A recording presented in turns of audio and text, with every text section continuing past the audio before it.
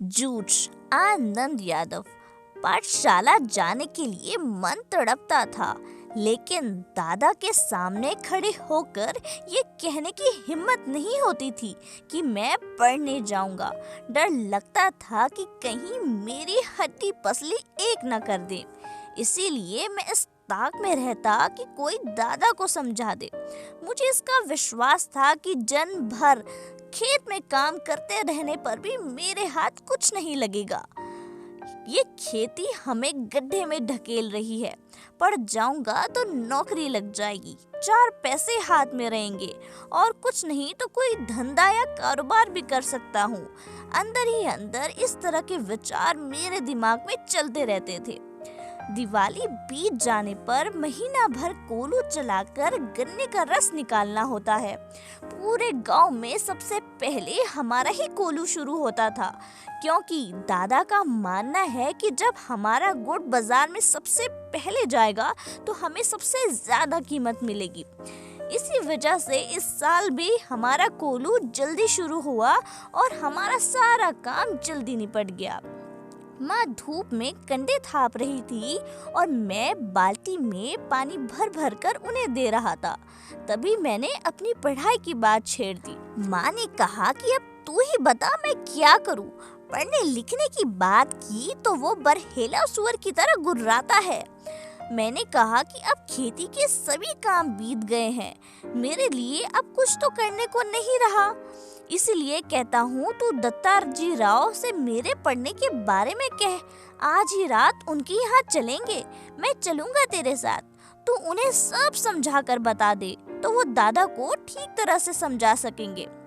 माँ ने कहा ठीक है चलेंगे, लेकिन उनके अंदर की उदासी मैं देख सकता था।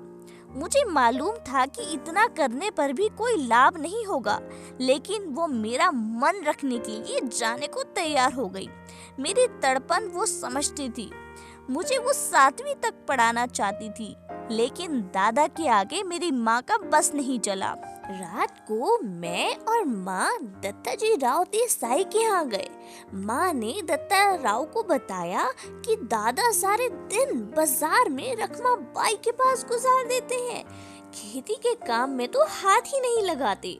दादा को सारे गांव भर आजादी के साथ घूमने को मिल रहा है, इसलिए उन्होंने मेरी पढ़ाई बंद करा दी और मुझे खेत में जोत दिया।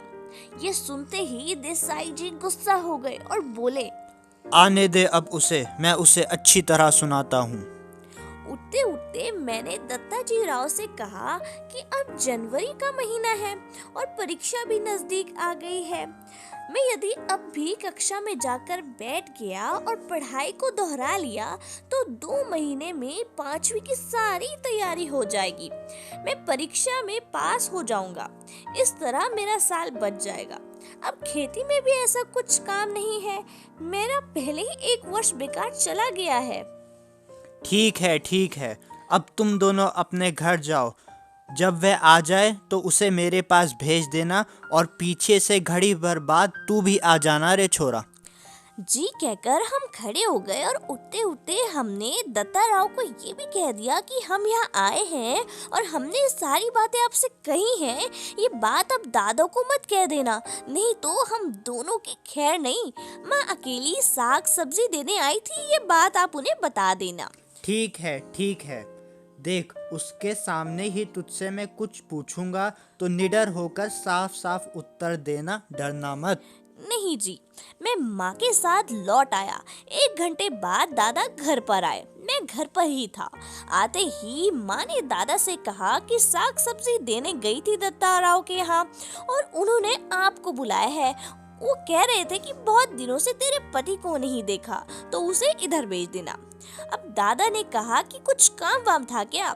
माँ बोली नहीं, मुझे तो कुछ नहीं बताया उन्होंने। अब दादा बोले कि ठीक है तो मैं होकर आता हूँ, तब तक तू रोटियां सेक ले। दादा तुरंत खड़े हो गए। देसाई के यहाँ का बुलावा दादा के लिए सम्मान की बात थी। अब आधा घंटा बीतने पर माँ ने मुझसे कहा कि अब तू जा, कहना कि खाना खाने बुलाया है। अच्छा, मैं पहुँचा तो सरकार यानी दत्ता राव मेरी राह देख रहे थे। क्यों आया रे छोरे? दादा को बुलाने आया हूँ, अभी खाना नहीं खाया। बैठ थोड़ी देर। अभी तो आया है वह मेरे पास। जी, मैं बैठ गया। धीरे धीरे दत्ताजी राव पूछने लग गए। कौन सी कक्षा में पढ़ता है रे तू? जी, 5वीं में, लेकिन अब नहीं जाता हूँ। क्यों रे? दादा ने मना कर दिया है। खेतों में पानी लगाने वाला कोई नहीं है। क्यों रतनप्पा? हाँ जी। फिर तू क्या करता है? दत्ता राव ने दादा से पूछताछ करना शुरू कर दिया तो सारा इतिहास बाहर आ गया। दत्ता राव ने दादा पर खूब गुस्सा किया और उन्होंने दादा की खूब हजामत करी। देसाई के खेत को छोड़ देने के बाद दादा का ध्यान किसी काम की तरफ नहीं रहा। मन लगाकर वो खेत में मेहनत नहीं करते, फसल में लागत नहीं लगाते, लुगाई और बच्चों को काम में जोतकर खुद गांव भर में खुले सांड की तरह घूमता है और अब अपनी मस्ती के लिए किस तरह छोरे के जीवन की बलि चढ़ा रहा है। यह सब उन्होंने दादा को सुनाया। अब मुझसे दत्ता राव ने कहा, कल सवेरे से तू पाठशाला जा, कुछ भी हो पूरी फीस भर दे उस मास्टर की और मन लगाकर पढ़ाई कर और किसी भी तरह साल नहीं बर्बाद हो जाए, इसका ध्यान रख। यदि इसने तुझे पढ़ने नहीं भेजा तो सीधा मेरे पास आना, मैं पढ़ाऊंगा तुझे। इसके पास ज़रा ज़्यादा बच्चे हो गए हैं, इसलिए तुम्हारे साथ कुत्तों की तरह बर्ताव करता है। मैंने मना कब किया है जी, इसको जरा गलत सलत आदत पड़ गई थी, इसलिए पाठशाला से निकलकर जरा नजरों के सामने रख लिया है। कैसी आदतें?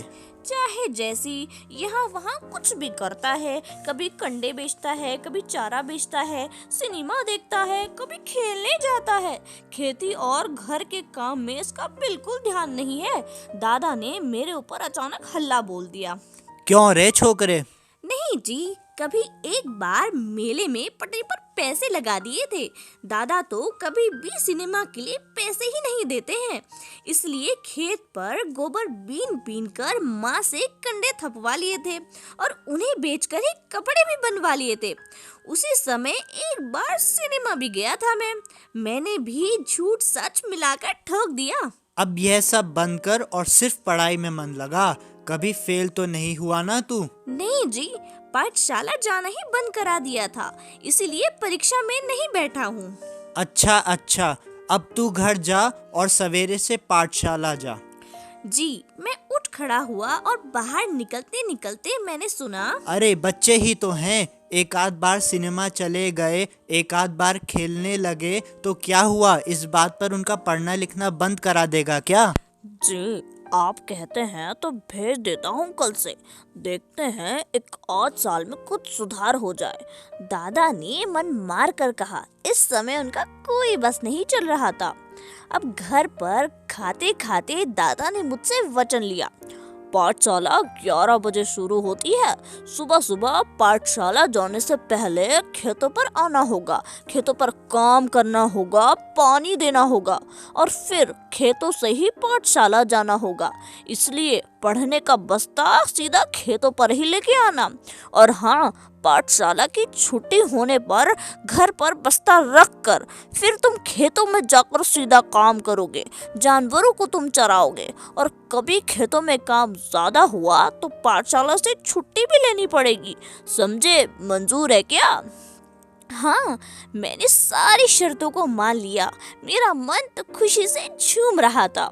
और हाँ, इतना मंजूर हो तो ही पाठशाला जाना, नहीं तो पढ़ना लिखना किस काम का। और हाँ, अगर किसी दिन खेत पर नहीं आया तो गांव में जहाँ मिलेगा वहीं कुचलूंगा तुझे। और तेरे ऊपर पढ़ने का भूत सवार हुआ है, मुझे मालूम है, बैरिस्टर नहीं बनने वाला तू। दादा बार बार कुड़कुड़ कर रहे थे। मैं चुपचाप गर्दन नीचे करके खाने लगा था। खैर, रोते धोते ही सही, पाठशाला फिर से शुरू हो गई। गर्मी सर्दी, हवा पानी, भूख प्यास का कुछ भी ख्याल न करते हुए खेती के काम की चक्की में 11 से 5 बजे तक पिसते रहने से छुटकारा मिल गया। उस चक्की की अपेक्षा मास्टर की छड़ी की मार अच्छी लगती थी। खैर, फिर से मैं 5वीं कक्षा में जाकर बैठने लगा। फिर से नाम लिखवाने की जरूरत नहीं पड़ी। हाजिरी के रजिस्टर में मेरे नाम के आगे 5वीं नापस लिखा हुआ था। पहले दिन कक्षा में गया तो गली के 2 लड़कों को छोड़कर कोई भी पहचान का नहीं था। मेरे साथ के सभी लड़के आगे अगली कक्षा में पास हो गए थे। मेरी अपेक्षा कम उम्र के और जिन्हें मैं कम अकल समझता था, उन्हीं के साथ मुझे बैठना पड़ेगा। ये बात कक्षा में पहुंचने पर समझ में आई। मन खट्टा हो गया। एक अजीब से अजनबी इंसान की तरह मैं बेंच पर जाकर एक कोने में बैठ गया। मास्टर कौन है इसका पता भी नहीं था। पुरानी किताबें और पुरानी कॉपियों का उस कक्षा से भी कोई संबंध नहीं था। फिर भी लट्ठे के बने थैले में उन्हें ले आया। बस अड्डे पर कोई लड़का अपनी पोटली संभाले जैसे किसी इंतजार में बैठा होता है, उसी तरह मैं अपनी पढ़ाई की पुरानी धरोहर संभाले बैठा था। क्या नाम है मेहमान? नया दिखाई देता है। क्या गलती से इस कक्षा में आ बैठा है? कक्षा के सबसे शरारती लड़के श्रावण ने मेरे सामने आकर बोला। मेरे ध्यान में आया कि मेरी पोशाक भी थोड़ी अजनबी है। मैं पूरी ही क्लास में अकेला धोती और गमछा पहन कर आया था। देखो देखो तुम्हारा गमछा, कहते हुए उसने मेरा गमछा खींच लिया। ओहो, गया मेरा गमछा। पूरी कक्षा में अब इसकी खींचातानी होगी और फट जाएगा। मन में मैं यही सोचकर बहुत ही दुखी हुआ, लेकिन वैसा कुछ नहीं हुआ। उस लड़के ने उसे अपने सर पर लपेट लिया और मास्टर की नकल करते हुए उसे उतारकर टेबल पर रखकर अपने सिर पर हाथ फेरते हुए खुश की आवाज निकाली। इतने में मास्टर आ गए और वो गुंडा छट से अपनी जगह पर जा बैठा। मेरा गमछा टेबल पे ही रह गया। पहले दिन की इस घटना ने मेरे दिल की धड़कनें बढ़ा दी और छाती में धक धक होने लगा। टेबल पर मेरा मटमैला गमछा देखकर उन्होंने पूछा कि किसका है रे ये गमछा? मैंने कहा मेरा है मास्टर।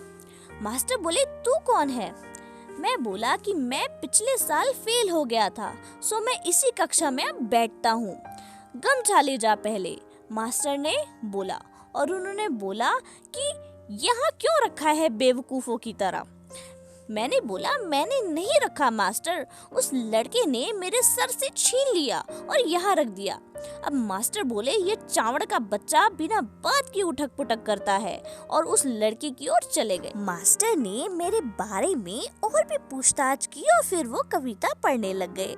अब बीच की छुट्टी में मेरी धोती की काज उस लड़के ने 2 बार खींचने की कोशिश की, लेकिन मैं दीवार की तरफ पीठ करके जा बैठा तो पूरी छुट्टी होने से पहले उठा नहीं। अब घर जाते समय मैं सोच रहा था कि लड़के मेरी खिल्ली उड़ाते हैं, धोती खींचते हैं, गमछा खींचते हैं, तो इस तरह मैं कक्षा में कैसे मेरा गुजारा होगा? नहीं जाऊंगा ऐसी पाठशाला। इससे तो अपने खेत ही अच्छे हैं। चुपचाप काम करते रहो। गली के 2 ही लड़के हैं क्लास में, वो भी मुझसे कमजोर, वो क्या मेरी मदद करेंगे?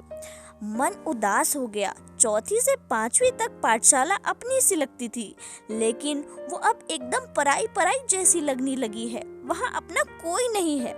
सवेरे हो जाने पर मैं बहुत खुश था। फिर से पाठशाला चला गया। माँ ने पीछे पकड़कर एक नई टोपी और 2 नाड़ी वाली चड्डी जो कि ग्रे रंग की थी वो मुझे दी। चड्डी पहनकर पाठशाला में गया। अब धीरे धीरे लड़कों से मेरा परिचय बढ़ गया। मंत्री नाम के मास्टर कक्षा में आए और वो आए तो वो ऐसे मास्टर थे जो छड़ी का उपयोग नहीं करते थे। हाथ से गर्दन पकड़कर पीठ पर एक जोर का घूंसा लगाते थे।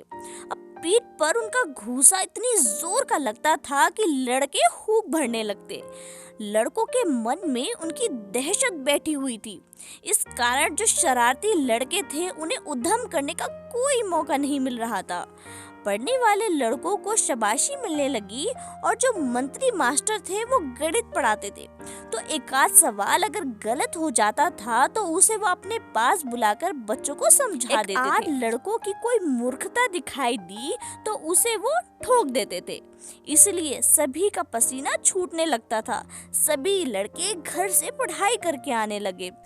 वसंत पाटिल नाम का एक लड़का शरीर से दुबला पतला लेकिन बड़ा होशियार था। उसके सवाल हमेशा सही निकलते थे। स्वभाव से शांत, हमेशा पढ़ने में लगा रहता। घर से पूरी तैयारी करके आता था। दूसरों के सवालों की जांच भी करता था। मास्टर ने उसे कक्षा का मॉनिटर बना दिया था। हमेशा पहली बेंच पर बैठता, बिल्कुल मास्टर के पास। कक्षा में उसका बहुत सम्मान था। मुझे ये लड़का मेरी अपेक्षा छोटा लगता था। मैं उससे पहले ही 5वीं में पहुंच गया था।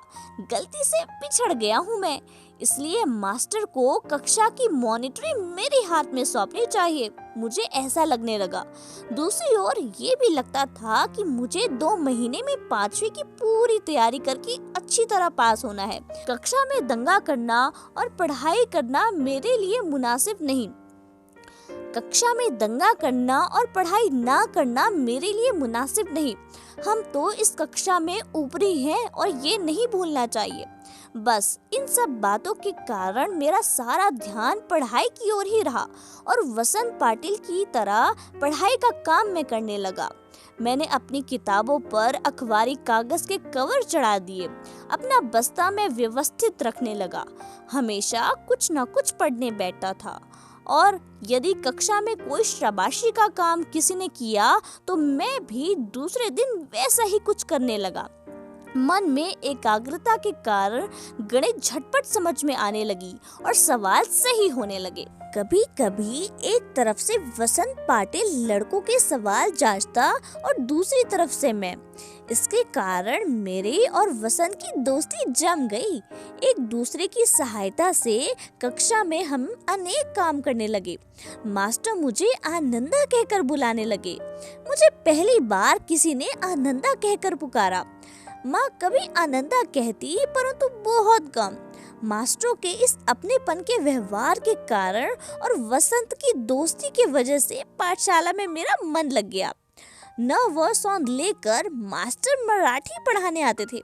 पढ़ाते समय वो स्वयं रम जाते थे, खो जाते थे। वो कविता बहुत ही अच्छे ढंग से पढ़ाते थे।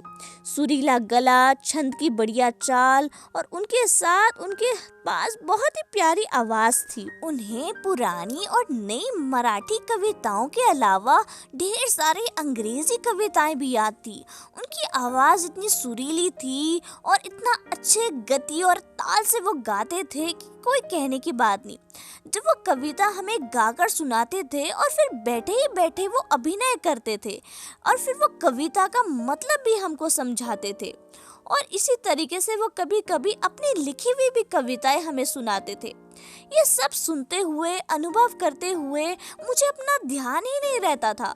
मैं अपनी आंखों और कानों में प्राणों की सारी शक्ति लगाकर और दम रोक कर मास्टर के हाव भाव और आवाज को और गति और चाल को, इन सब का मैं रस पीता रहता और सुनता रहता था। सुबह शाम खेत पर पानी लगाते हुए या जानवरों को चराते हुए या अकेले में काम कोई करते हुए मैं सारे खुले गले से मास्टर की सारी कविताओं को उसी तरीके से, उसी प्यारे अंदाज में गाता था। उन कविताओं का मतलब भी मैं सोचने की कोशिश करता था। आते जाते मैं बस कविताओं में ही खोया रहता था। मास्टर जिस तरह से बैठे बैठे उन कविताओं को सुना के अभिनय करते थे, मैं पानी लगाते लगाते वैसा ही अभिनय करता। क्यारियां पानियों से कब भर जाती थी इसका भी मुझे ध्यान नहीं रहता था। इन कविताओं के साथ खेलते हुए मुझे बहुत ही 2 बड़ी शक्तियां प्राप्त हुई। पहले तो जब मैं जानवर चलाता था या खेतों में पानी लगाता था या कोई भी दूसरा काम करता था तो मुझे अकेलापन बहुत खटकता था। मैं हमेशा चाहता था कि मेरे साथ कोई हो जो मेरे साथ हंसे बोले या मेरे साथ हंसी मजाक करे काम करते करते, लेकिन अब ऐसा नहीं लगता था। अब अकेलेपन से मैं बिल्कुल खुश था। उल्टा तो अब मुझे ऐसा लगने लगा था कि मैं जितना अकेला रहूं उतना ही अच्छा। इस कारण मैं कविता तो कम से कम ऊंची आवाज में गा सकता हूँ और किसी भी तरह का अभिनय भी मैं कर सकता हूँ। कविता गाते गाते थुई थुई करके नाचा भी जा सकता है। मैं सचमुच ही नाचने लगता था। मैंने अनेक कविताओं को अपनी खुद की चाल में, अपने खुद के अंदाज में गाना शुरू करा और एक कविता जो बहुत ही फेमस थी, मैंने उस कविता को एक अलग ढंग से गाया, एक अलग ढंग से अपने अपनी स्टाइल में गाया। ये चाल एक सिनेमा के गाने पर आधारित थी। और फिर मैंने जब ये कविता अपने मास्टर के सामने गाई तो मैंने अपने मास्टर से भी ज़्यादा अच्छा गाया। और जब उन्होंने ये कविता सुनी तो वो बहुत ही खुश हुए। वो इतने खुश हुए कि उन्होंने मेरी ये कविता मुझे छठी और सातवीं के सभी लड़कों के सामने मुझसे बुलाकर गवाई। अब पाठशाला में एक बड़ा समारोह भी था, उसमें भी उन्होंने मुझे ये कविता गवाई, जिसके कारण मुझे लगा कि मेरे कुछ नए पंख निकल आए हैं। खुद सौंध लेकर मास्टर कवि थे, इसलिए मुझे ये विश्वास हुआ कि मैं भी तो कवि बन सकता हूँ, मैं भी कविता लिख सकता हूँ। मास्टर के दरवाजे पर छाई हुई खूबसूरत मालती के बेल पर मास्टर ने एक बहुत ही खूबसूरत कविता लिखी थी। वो कविता मैंने देखी थी और वो फूल भी मैंने देखे थे। इसके कारण मुझे लगा कि मुझे भी अपने आसपास, अपने गांव, अपने खेतों के बारे में और ऐसे ही खूबसूरत दृश्यों के बारे में मैं भी कविता लिख सकता हूँ, कविता बना सकता हूँ। और ये सब अनजाने में ही होता रहता था। भैंस चराते चराते मैं फसलों पर, जंगली फूलों पर तुकबंदी करने लगा और उन्हें जोर से गुनगुनाता भी था। मास्टर को मैं दिखाने भी लगा। कविता लिखने के लिए कागज और पेंसिल भी हरदम अपने साथ रखने लगा। और कभी पेंसिल ना होती तो लकड़ी के छोटे टुकड़े से ही भैंस की पीठ पर रेखा खींचकर वो कविता लिख देता या पत्थर की शिला पर कंकड़ से लिख देता। जब याद हो जाती तो पोंछ देता। किसी रविवार के दिन एक आध कविता बन जाती तो सोमवार के दिन मास्टर को दिखाता। बहुत बार तो सवेरा होने तक का इंतजार नहीं होता और मैं रात को ही मास्टर के घर जाकर कविता दिखाता। वो उसे देखते और शाबाशी देते। और फिर कभी कभी वो मुझे कविता के बारे में सिखाते थे कि संस्कृत भाषा का उपयोग कविता के लिए किस तरह होना चाहिए, छंद कैसा होना चाहिए, लय कैसी होनी चाहिए और इस तरह की तमाम बातें वो मुझे बताते थे। तो इस तरह से मुझे उनके प्रति अपनापन महसूस होता था। वो मुझे पुस्तक देते थे, अलग अलग तरह की कविताएं संग्रह देते थे। उन्होंने कई तरह की कविताएं सुनाई तो लगा कि मैं इस ढर्रे पर कविता बनाऊं। फिर तो सारा दिन उनकी दिशा में मेरी कोशिशें चलती। इन बातों से मैं सौंध लेकर मास्टर के बहुत नजदीक पहुंच गया और जाने अनजाने मेरी मराठी भाषा सुधरने लगी। उसे लिखते समय मैं बहुत ही सचेत रहने लगा और सारी चीजों को करने लगा। शब्दों का नशा चढ़ने लगा और ऐसा लगने लगा कि मानो मन में कोई मधुर बाजा बज रहा है।